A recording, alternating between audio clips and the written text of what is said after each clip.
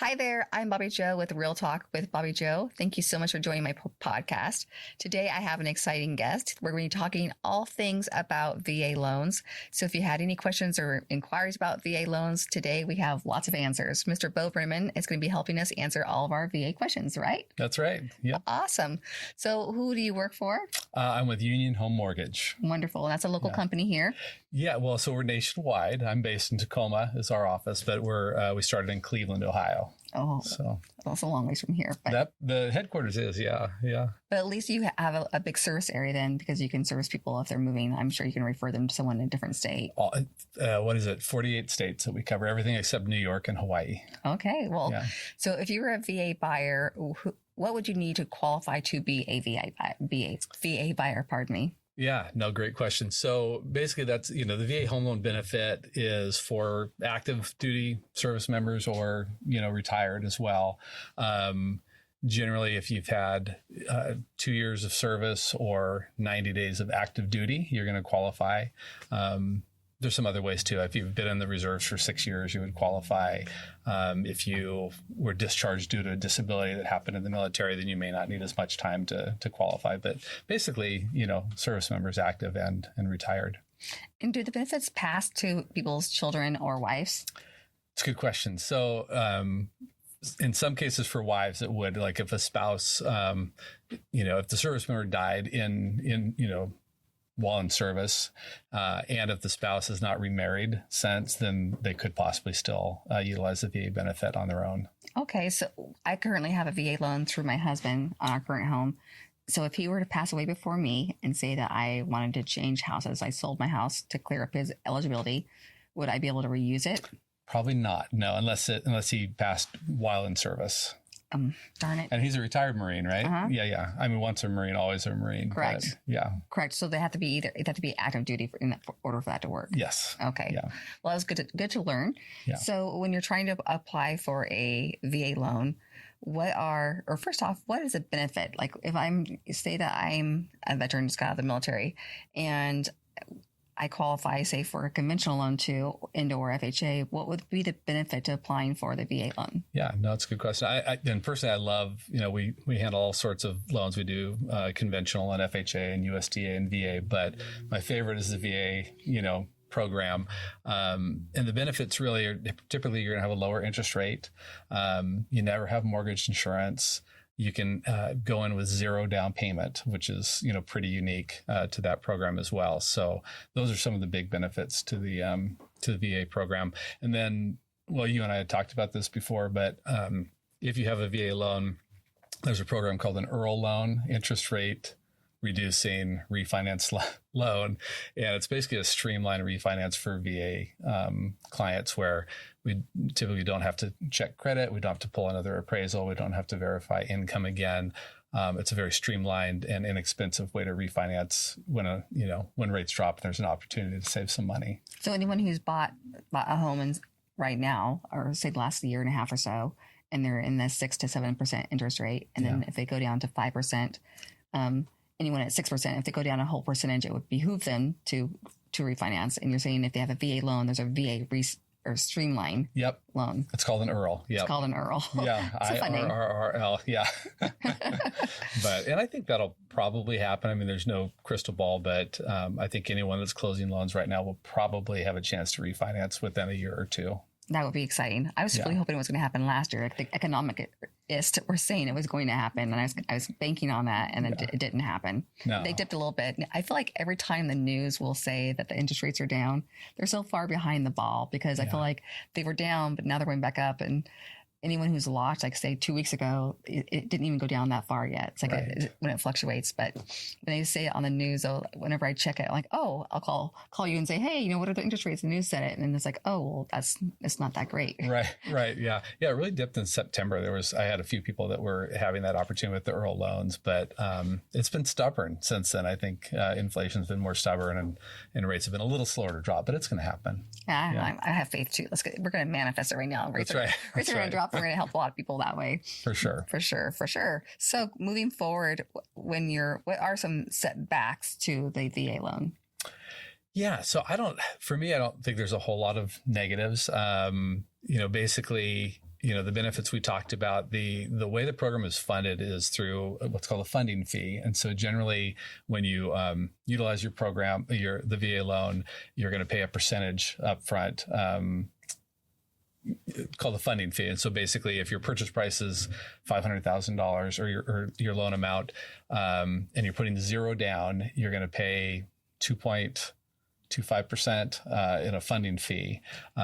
But generally it doesn't have to be cash out of pocket. It gets rolled into the principal balance of the loan. And, the impact might only be about $70 increase a month to your payment. But that funding fee is how the program, just how it continues on. We don't use taxpayer money for it. It's all through that. And so I wouldn't really call it a negative. It's just kind of a function of the program. And with that, you're getting all those benefits.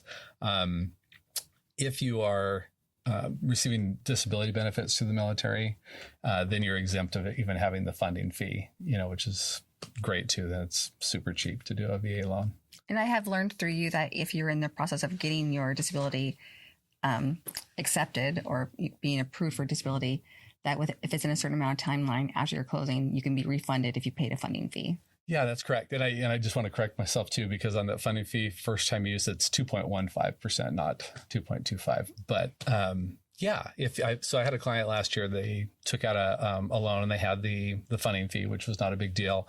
Got a great loan, but he was in the process of applying for disability benefits, and he got those, and he was able to apply to have his funding fee, sent back to him. And I believe the time frame for that is 6 months to get that done after the loan closes, but they will reimburse you that funding fee. Well, that's encouraging. So a lot of people might think they have to wait, but if you think that you're almost through the process, it's a long process to get the disability approved. Yeah. So if you're in the process and towards the end of it, it would be a safe time to utilize your loan. For sure. Well, awesome. Yeah. So I have had a client before, they were moving here from Idaho, and the purchase price in Idaho is a lot lower. So I think my client had maybe $130,000 loan on a home in Idaho, and they were moving here, and they bought a $525,000 home, and they used their VA loan again. And that was my first time ever realizing that you could use your VA loan twice. Yeah, no, and that's a cool part about the program. A lot of people think that you use it once and it's done, but you can use it multiple times, and you can even have more than one house that's on a VA loan. It's got to be a primary residence, the one that you're purchasing. But basically, there's a certain amount of entitlement you get, and on your first purchase, there's no price limit on the house that you can buy using the loan. But let's say you're moving and you're going to keep the house you're moving out of, make it a rental. You can still potentially have entitlement left over that would allow you to buy the second home. And it really, the amount of that depends on what county you're buying in. So in King, Pierce, or Snohomish County, which are considered, high cost areas, you actually have more room for a larger loan, even if you've already used some of your entitlement. So if you owned a home previously, and what is a timeline that you have to live in that first house before that you can use it again? Yeah, generally, your intent to make it your primary residence needs to be true, but they're looking at least a minimum of a year, that you intend to live there. Things happen, especially in the military. I mean, you might get PCS, permanent change of station, and have to move, and that's fine. But to buy it, your intent needs to be that it's going to be a primary residence, and generally they're looking at least a year for that. And then if you were to buy a property as a VA loan, you can buy a multi-unit structure too, like up to a fourplex. Is that correct? Yep. Anything 1 to 4 units. And again, it just needs to be your primary residence. So if you bought a fourplex, you need to occupy one of those, and then you can rent out the other 3. That'd be amazing. Yeah. If you can find something in your price point, it would be amazing. If you're trying to qualify for that, would you qualify for more knowing you would be able to rent out the other units? Yeah. So, I'm trying to think of the quantity. So basically we could calculate what the market rent should be on those additional units. And generally it's a discounted rate. Like, say we anticipate it's going to be $2,000 rent for the unit. We're going to count 75% of that just to account for vacancy, time, that type of thing. And by doing that, you would be reducing that from like their debt to income, or? Yes. That'd be amazing. Yeah. So if you had someone who's maybe they're qualified for, let's say $300,000, and we were able to find a fourplex at, say, I'm trying to be practical, $600,000. Would that be that big of a stretch if you were having 3 units rented? Right. No, it'd make it a lot easier. I would think, just to have that extra income, like you say, affecting reducing your debt to income ratio. But it seems very doable. That sounds amazing. Yeah. And it's up to a fourplex. Up to a fourplex. Yep. And I've had some recently, even, down at Joint Base Lewis McCord, where we've had some people move into the area and start that way with a duplex, living in one half and renting the other. And it's just a really great way to go. And then if they get PCS again, maybe they keep that, and as an investment property, and then they use their benefit a second time on their new primary residence. That'd be amazing. Yeah. And just especially down around the base, it's so apparent that there's a housing shortage. And so if you're able to make more rentals and also rent one, that would be amazing. I had this cute little family that had moved here from the East Coast, and there was no housing for them on base. So they were putting them in a hotel. Oh, but it was 3 kids, 2 dogs and a cat, all smashed into one hotel room. And we could not find a house fast enough for those guys. But they were so patient and so kind. Like, I couldn't believe that was the best we could do for our veterans. Right. So the idea of them being a veteran being able to buy a multi-unit sounds wonderful. And I feel confident that they would be able to rent it and be able to bring in that income. For sure. And you're right. There is an absolute shortage of housing, down there. And it's when you're in the military, so there's, you get your pay, and then there's other benefits, like you get a housing allowance, and you get a basic allowance for services, which is food and that type of thing. And so that's added to your paycheck or to your leave-in earnings statement. And they can use that money to, qualify and buy houses that are off base. If they're living in housing on base, then they may not get that housing allowance. But if they're having to find something off base, then they can. That income also varies by region. So if you're, being stationed here in a pretty expensive area, you actually get a higher rate of pay on your allowances. And because it's not taxable, we can actually count it for more than what it is, and qualifying income. We call it grossing it up. So we can count an extra 25%. So if you get $1,000, we can count it for $1,250. Which would be huge, especially if you found a house that was just outside your price point. Like, just pretend you're shopping at, like, say, $425. It's inevitable you'll keep finding something at $450. Right. So the idea, if you can increase that income through their allowance, then that might help them get to that next step. For sure.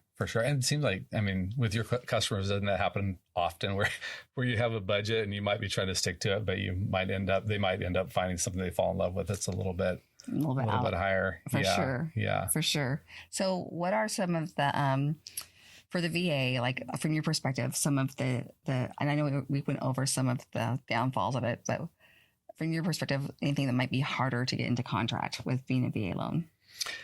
Gosh, and I'll probably turn that question on you too a little bit, but I don't think so. So my experience with the VA loans is they've just gone very smoothly, and I don't really see a whole lot of struggle there. I think in the past it may have been harder to close a VA loan, and I think that some people still have that in their mind that maybe it's still that way, but for me, I think they're just as easy as closing a conventional loan. What some agents were worried about is appraisals when it comes to VA loans, worrying that they're stricter or harder to get a good appraisal. I don't know. I guess I'd be curious your experience on that, because I think the main difference there is they definitely will look at safety issues. Make sure there's handrails on stairs, make sure the roof is in good shape, but that's really not that unusual. Mm-hmm. Make sure there's not peeling paint, lead paint inside the house. But I think that's something that sometimes is on the mind of realtors when they think about VA loans. What do you think about that? Well, for myself personally, if I'm going to a listing appointment, I'm representing a seller.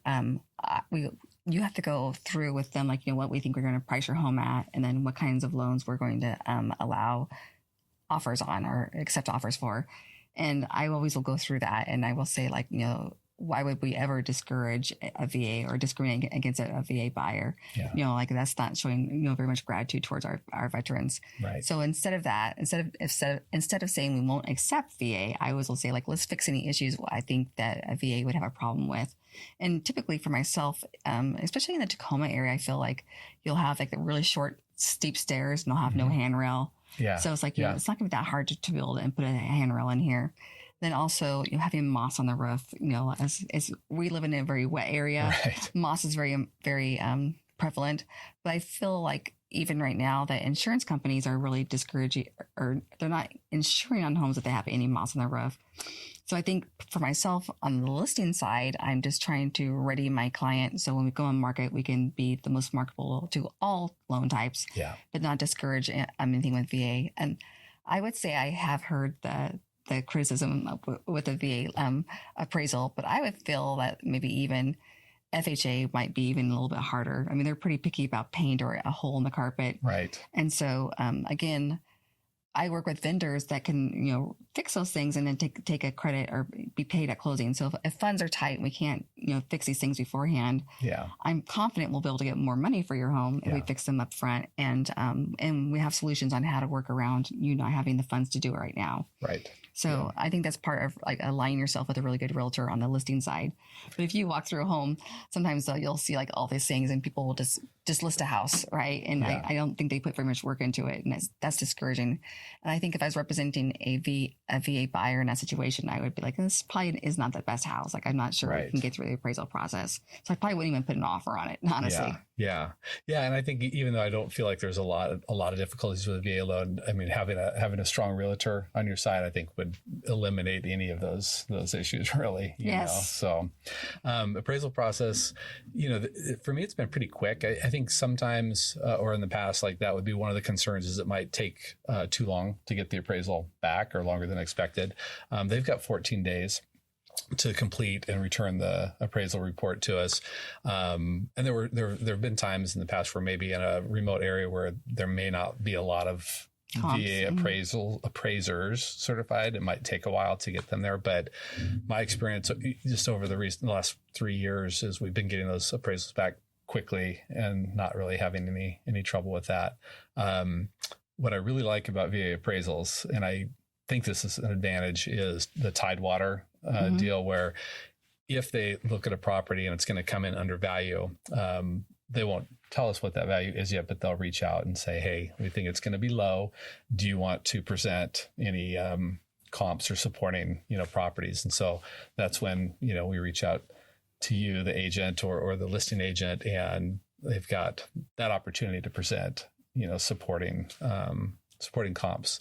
And so that's something unique to the VA loan. I believe conventional loans, Fannie and Freddie are looking at incorporating that into their appraisals too. Great. But yeah, it can really help. I know you and I had talked about it, and we've both had experience where we maybe didn't get the full delta covered, but they did, increase that value based on those comps. So that's important. It's nice too, because sometimes they're not looking at properties the same way that you are. They're not taking into consideration like school districts or maybe certain levies or just things that are going on in the community. They're not always previous to that information. Yeah, exactly. So like I always will put those notes in there if I'm ever filling out a Tidewater. Yeah, exactly. And it happens sometimes. For sure. And so then also when you're going to be buying a house through VA, we understand that it's a zero down. But what other costs can a VA buyer expect to be paying through the process of buying a home? Sure. And the zero down is fantastic. I mean, you have the option, just, to be clear, you do have the option to pay a higher down payment if you want to, but yeah, you can go as little as zero down. Other costs, you do have your standard closing costs, right? And so I usually, going in, I'll just rough estimate like 2% for prepaid items and closing costs. So title insurance and escrow and recording fees and homeowners insurance and, property taxes, that type of thing. And so that's something you will potentially have out of pocket. Although there's some strategies that I know you and I can partner on for clients and and help them avoid even that too, whether it's asking for seller paid concessions, as part of the negotiations. That's a way you can potentially buy with zero money out of pocket if you're going zero down on a VA loan, and if you get the seller to cover the closing costs. You can't move into an apartment with zero down. Right? I know. I feel like right now that the mortgage amount, and if you're renting like for like, I feel like the mortgage is pretty comparable to what the rent is right now. So expensive to rent. I'm shocked, by it. And what are they asking? I don't even know what they're asking. Are they asking for first, last, and damage deposit typically? So it could be thousands. Yeah, exactly. Yes. So you could roll the cost into the purchase price, meaning that if the house was say $400 and the closing costs were say $12,000, you could take a loan out for $412,000 then. So to roll it into closing costs, you can't technically just on the purchase roll the closing costs into it. You would actually have to, use your professional realtor to negotiate on your behalf. But say you make your offer, but make it based on the seller paying those closing costs, and so we just have to price for a little bit higher because you're having the closing costs, but then they're going to be crediting you that difference. Yeah, I mean, I guess it really comes down to each situation and what you're offering. So if you're looking at offering one price and maybe you offer an extra $10,000 and ask the seller to cover $10,000 in closing costs, ultimately your loan amount will be about $10,000 higher. But yeah, that's a good way to do it. I've had clients do that and have zero out of pocket. That sounds really intriguing. Yeah. You can also use VA loans in conjunction with like the Washington State Bond Program, the down payment assistance program. And so that's another way to do it as well. So, Bo, you were saying too that you could use down payment assistance program with the VA loan. Yes. Yeah. So what does that look like? So Washington State Housing and Finance Committee has a program where, there are bond funded down payment assistance programs available.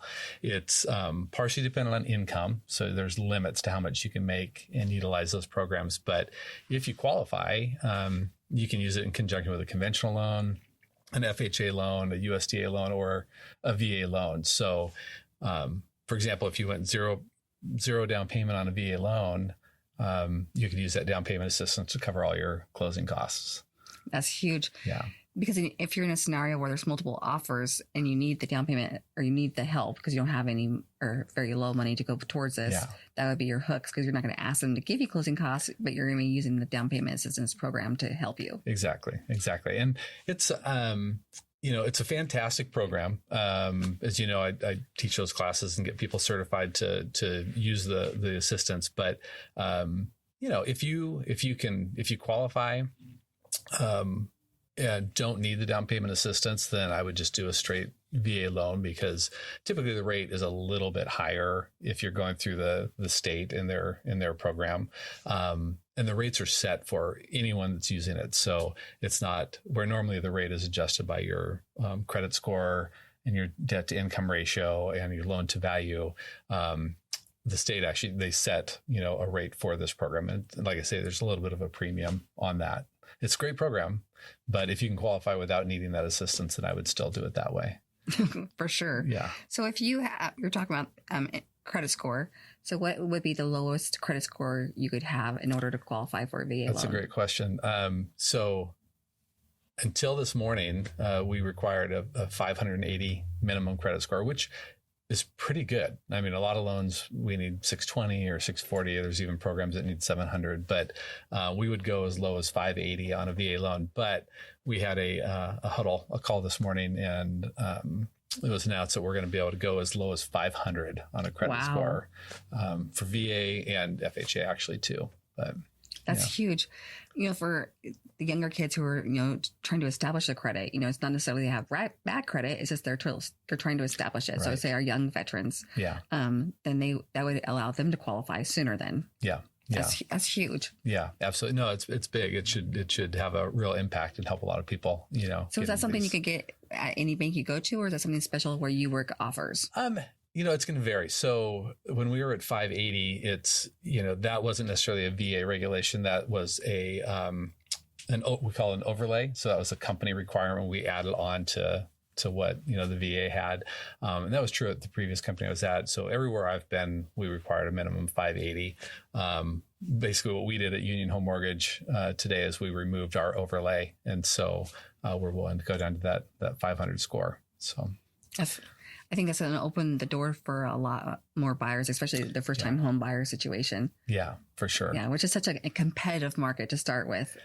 Especially here, right? Mm-hmm. Yeah. I feel like anything that's like 450 or below, you have the most people who are buying in that category because you're competing against investors, or competing against first time home buyers, or people who are just looking for a second home. Yeah. So it's a lot more competitive of a market.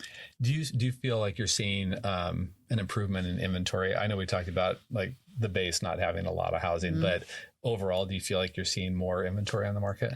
For sure, yes, but I feel like if the homes are move-in ready, they're going quick. Yeah. I always try to tell my sellers that, when people will think like, oh, my house sold too quick, maybe we priced it too low. Yeah. But I feel like we do all of our homework and have your house market ready, that the first showings we get are the people who are stalking the market. They're the people who have put offers on other homes and been beat out. Yeah. And they're just stalking it, waiting for the houses to, fit their criteria. Yeah. And so if you list a house and you have, showing requests that day, it's a great sign that those stalkers are, trying to get in, and they're trying to be out, people over the weekend. Yeah. And so, and those are usually your most serious buyers. They're usually the buyers too, like I said, have been beat out on things.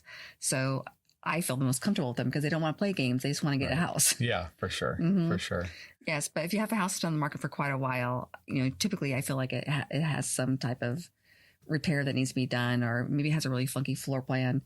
I try to, on my listings, I always try to utilize staging to take away any kind of funk that the floor plan might have. Right. Because if you go into an empty home and you say you have a living room and a second living room like right next to it, it's hard to visualize what you would do with that space. It's a huge difference. Yes. It makes a huge difference. And I don't think all realtors, I've worked with quite a few, but not all of them are great at staging or necessarily focus on it. But you do. Yes. Well, I just like to use all the tools in order to sell a home. But I do feel like our inventory is picking up. I kind of feel like the market is normalizing right now. Like, we're getting more to the end of the school year. I feel like we'll see more inventory and more buyers out. And then as soon as school starts back up, I think it'll soften out again. Yeah. But I feel like all price points are still moving. I really do feel like anything over 800 is probably moving a little slower. Right. But I feel like anything under that is still moving and grooving. Except from Bellevue. I don't know why. I was going to say, except for our clients that we shared that were looking east side, and that was nuts. It was insane. Yeah. It was insane too, the things that people were willing to overlook. Like one of the houses they were looking at in particular, had a broken truss. It's like, oh gosh. Yeah, it's kind of a big deal. And it probably still went for $100,000 over asking. Yeah, it was insane. So are you, and not to get away from the VA, but just in general also, are you getting busier right now? I know we've got the seasonality in our favor right now. Mm-hmm. It's typically a bigger time. But are you seeing an increase just in activity? And do you think that is the market loosening up and normalizing, or do you think a lot of that is just, I know that like me, you grind every day, and have for years, right? And so if you're seeing an increase, is it market? Is it just the work you're putting in, or a combination, or what do you think? For sure. I definitely do feel like that people are starting to get used to the interest rates. I think the freak out of seeing this high sixes, low sevens is, people are used to it now. So I feel like that alone has brought out more buyers. And I feel like just the market, just the steadiness of the normalcy, right? So this is the first year the market has felt very normal to me. Yeah. Like, when we were in COVID, like it didn't slow down at all. Like it was insane. Right. Like I was buckling down thinking like, oh gosh, we're going to be eating, Cheerios for the next 2 years. And it was feast or famine with real estate. So yeah, I do feel like it is normalizing. I think we're picking up because it's a spring market too. Yeah. Well, and you and I at the same time were competing for houses, in bidding wars, the same houses. And, we were both shopping at the same time in the same neighborhoods back then. That's kind of funny. It is funny. Yeah. I know. And there was so little inventory then too. Like if you didn't get out and look at it right away, then you were missing out on it. Yeah. Yeah. It was going quick. It was going very, very fast. So if you're a VA buyer, say I'm bringing you a new VA buyer, someone's thinking about getting into the buying game, what would you be telling them the first things to do to prepare themselves to get qualified for the VA loan?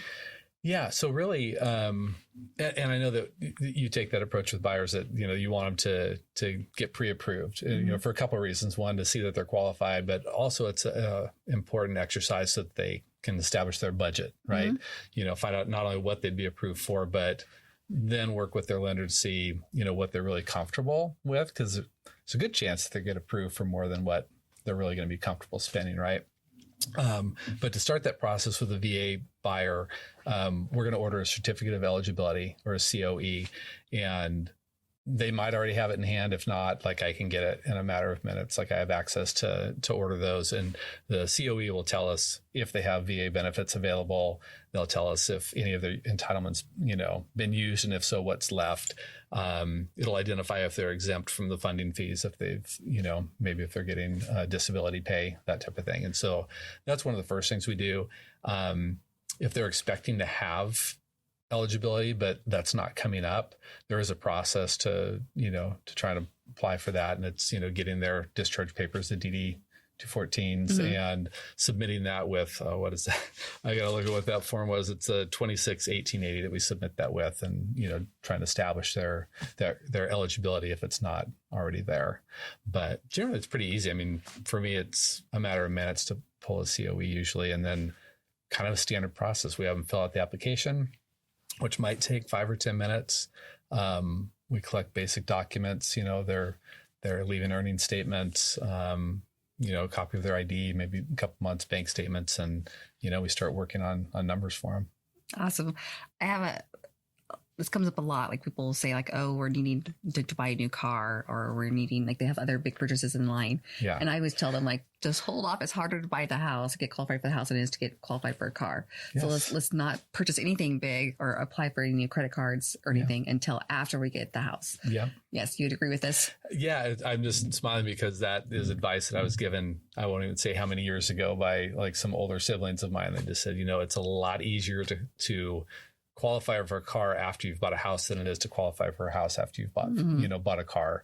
And so, I would definitely hold off, as much as you can on that. It's funny. I took a call today from a VA buyer, and their car was failing. So she's a little bit panicked because they did just buy a brand new car, and they're only now applying, and they're going to be fine. But, if you can plan it that way, like you're saying, that sequence, go for the house before you add those other things, for sure. And another important thing is, I know a lot of people will have like emergency money that they keep at their house, but they'll be wanting to count it towards their funds to close. Yeah. And so it's important to have that in the bank for at least 2 months before we purchase a house. Yep. 2 months seasoning. So that's basically, we're looking at 2 months bank statement. So, if the underwriters see that there's a big lump of cash that comes in, they've got to source those funds, especially in this day and age with money laundering and all that, the emphasis on that. So if you've got cash under your mattress or in jars in the backyard, get that in the bank for sure. Pick it up. The bank. Yeah.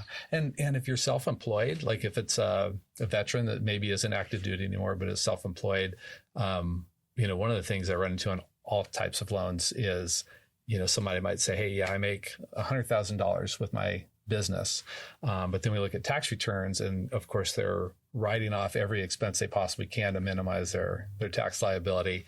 But it's showing maybe a net income of $20,000.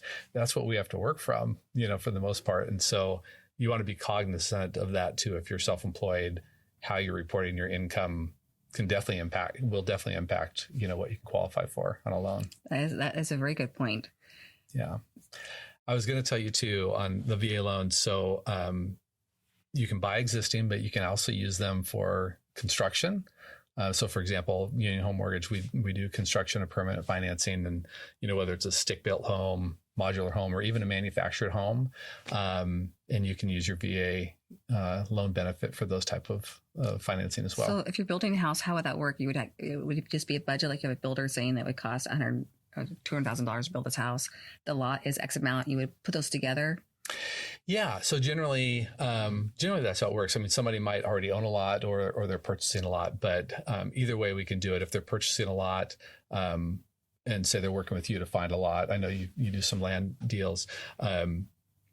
Well, in the context of a manufactured home, for example, I'd want you to write the contract for at least a 60-day contract, and make it contingent upon them, securing construction of permanent financing. And then basically at that point, they could go under contract for the home that they're ordering.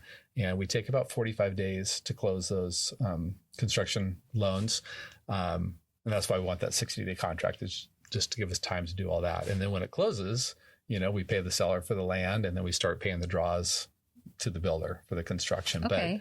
But we can do, and it's uncommon. So a lot of companies won't support VA on construction loans, and especially on manufactured. And we do both of those, and you can still go minimum down payment of 0 down payment in those cases. That's huge. So yeah, most buyers in those circumstances are not pervious to the process of getting permits or whatnot. So who's helping them go through the process of getting those permits to go through the process? Yeah, typically I'm seeing the builders are taking the lead on that. Depending on who they're working with, the contractor that's doing a stick built, or if they're doing a modular or a manufactured home, the dealers, we consider them the builders, and they're going to generally run that, or a lot of them will have contractors they work with all the time, and they might end up being the general on the deal, and they're going to handle pulling the permits for the clients. And so going back to the multiplex, if someone is saying to you that they want to buy, say, a fourplex or a twoplex, and would that change how you're qualifying them for the units? So are you talking about on a construction loan or just in general? I jumped ship on okay, that. That's okay. Because if you could qualify for more if you're going to be able to count the rental income, right. So will that be changing the way that you look at them to qualify them to buy the fourplex?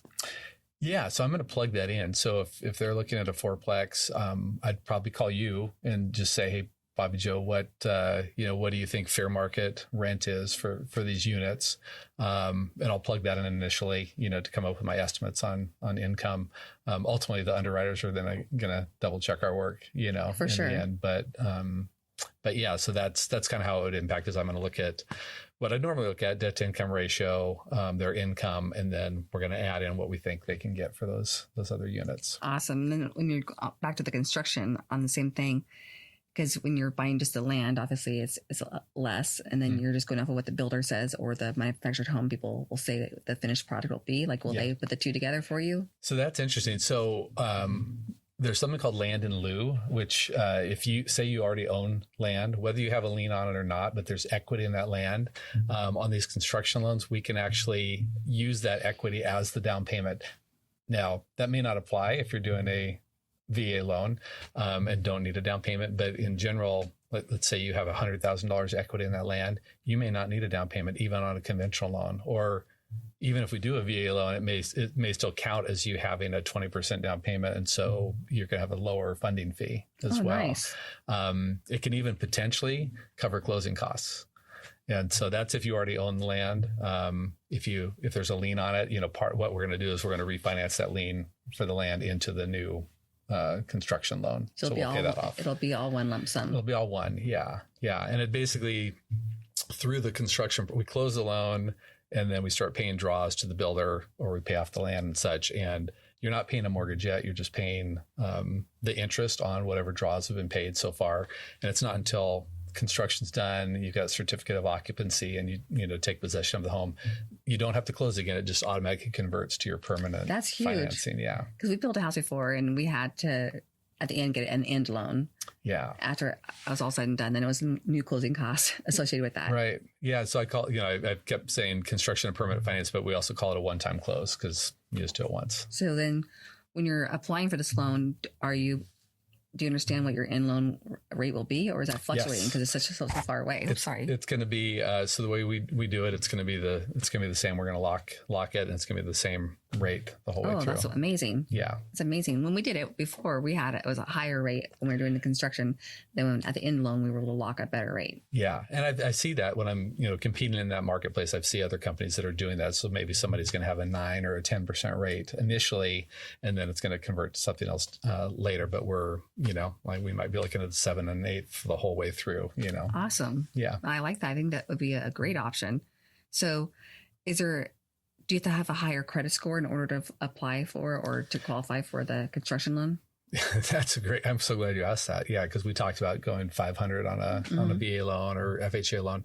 So on our construction and permanent loans, that's a minimum of a 620 credit score. Well, still that's pretty low. Yeah. Yeah. Yeah, absolutely. That's wonderful. Yeah. So to get the best rates, what is the cutoff number? Is it 760 to get to qualify for the best rate? Oh gosh. Or I mean, I see people in the 800s. And so I think if you're getting over 800, you still, have room to improve on the rate over somebody that's at 760, but if you're in the mid to high sevens or above, I think you're going to be getting a pretty good rate typically, that's from good. what I've seen. And rates are, we talked a little bit about it normalizing. I think people that have never seen rates at this level are getting used to it, but a lot of people understand that like these are historically they're not that high. They're probably a little bit under the average that we've seen historically. I mean, my first house was 10%. I don't know.